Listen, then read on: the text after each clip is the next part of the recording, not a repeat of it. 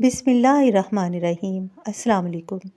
ایک دفعہ کا ذکر ہے، ایک بحری جہاز مال و اسباب کے ساتھ اور مسافروں سے بھرا ہوا بحری سفر پر روانہ ہوا۔ سمندر میں اچانک ایک خوفناک طوفان اٹھا اور اس نے جہاز کو اپنی لپیٹ میں لے لیا۔ جہاز ادھر ادھر ڈولنے لگا، لیکن وہ اس طوفان کا مقابلہ نہ کر پایا اور آہستہ آہستہ پانی میں ڈوب گیا۔ تمام مسافر پانی میں ڈوب گئے۔ اللہ سبحانہ تعالیٰ کے حکم سے ایک مسافر بچ گیا اور وہ کسی نہ کسی طرح تیرتا ہوا ایک جزیرے پر پہنچنے میں کامیاب ہو گیا۔ اس نے دیکھا کہ اس جزیرے پر کوئی بھی انسان نہیں تھا۔ وہ شخص اس جزیرے کی ریت پر لیٹ گیا۔ تھکن سے اس کا برا حال تھا۔ آسمان کی طرف دیکھا تو چاند ستارے چمک رہے تھے۔ اس کی آنکھیں بند ہونے لگیں اور وہ نیند کی آغوش میں چلا گیا۔ اگلی صبح جب اس کی آنکھ کھلی تو اس نے دیکھا آسمان صاف تھا اور طوفان ختم ہو چکا تھا۔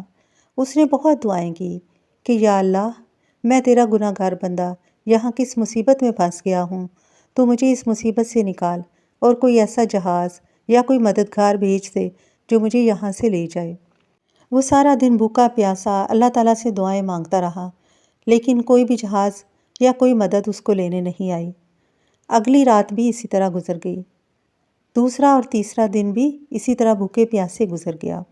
اب اسے یقین ہو چکا تھا کہ اس نے اپنی باقی زندگی یہیں گزارنی ہے، اس لیے اس نے ہمت پکڑی۔ جہاز کا کچھ ملبہ جو کہ چٹان کے ساتھ ٹکرایا تھا وہیں سمندر کے اوپر بکھرا پڑا تھا۔ کمزوری کی وجہ سے اسے تیرنا مشکل ہو رہا تھا، لیکن اس نے ہمت نہ ہاری اور تیرتا ہوا گیا اور کچھ تختے اور رسی اور جو بھی چیزیں اس کو میسر ہوئیں وہ لے آیا۔ اسے یقین ہو گیا تھا کہ اب وہ باقی زندگی اسی جزیرے پر گزارنی ہے۔ اس نے ان تختوں اور رسی کی مدد سے جزیرے پر ایک جھونپڑی بنائی۔ وہ اللہ کی رحمت سے مایوس ہو چکا تھا۔ وہ جنگلی پھل کھاتا اور ناریل کا پانی پیتا اور مچھلیوں کا شکار کرتا۔ ایک دن اس نے مچھلیوں کا شکار کیا اور اپنی جھونپڑی کے قریب اس نے آگ جلائی، لیکن اس کی لکڑیاں ختم ہو چکی تھیں۔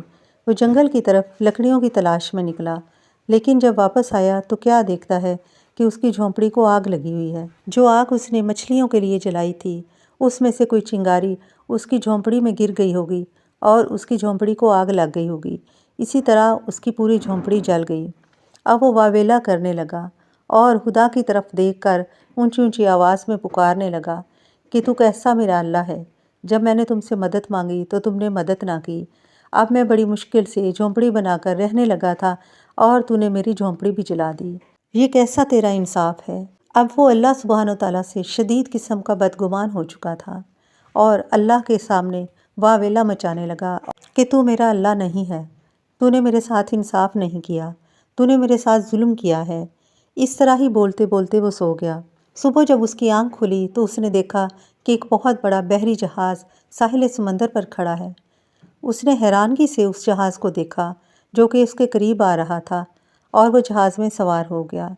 جب جہاز روانہ ہوا تو اس نے جہاز کے کپتان سے پوچھا کہ آپ کو کیسے پتہ چلا کہ میں یہاں جزیرے پر موجود ہوں اور میں عرصے سے اس جزیرے پر ایک مجبوری کی حالت میں پڑا ہوا ہوں، میری مدد کو کوئی نہیں آیا اور مجھے حیرانگی اس بات کی ہے کہ اب اچانک آپ کو کیسے پتہ چل گیا؟ اس کپتان نے کہا کہ ہم یہاں قریب سے ہی گزر رہے تھے تو آپ نے فائر سگنل بھیجا تھا۔ اب وہ شخص حیران ہوا اور کہا میں نے تو کوئی فائر سگنل نہیں بھیجا تھا، لیکن اچانک ہی اسے یاد آیا کہ جب اس کی جھونپڑی جل رہی تھی تو وہ سگنل ان کو گئے اور انہوں نے جلتی ہوئی آگ کو فائر سگنل سمجھ لیا اور اس طرف میری مدد کے لیے آ گئے۔ اب وہ بہت شرمندہ ہوا اور ان ساری باتوں کو یاد کرنے لگا جو کہ وہ اللہ سبحانہ تعالیٰ کے متعلق کہتا رہا۔ اس کا سر شرمندگی سے مزید جھک گیا اور اسی طرح اسی حالت میں وہ سجدے میں چلا گیا۔ اس کی آنکھوں سے زار زار آنسو بہہ رہے تھے اور وہ سوچ رہا تھا کہ میں کیا سوچ رہا تھا اور میرا اللہ میرے بارے میں کیا سوچ رہا تھا۔ میرے عزیز بہن بھائیوں، ہم اپنی محدود عقل سے سوچتے ہیں اور اللہ تعالیٰ کے منصوبہ بندی کو نہیں سمجھتے۔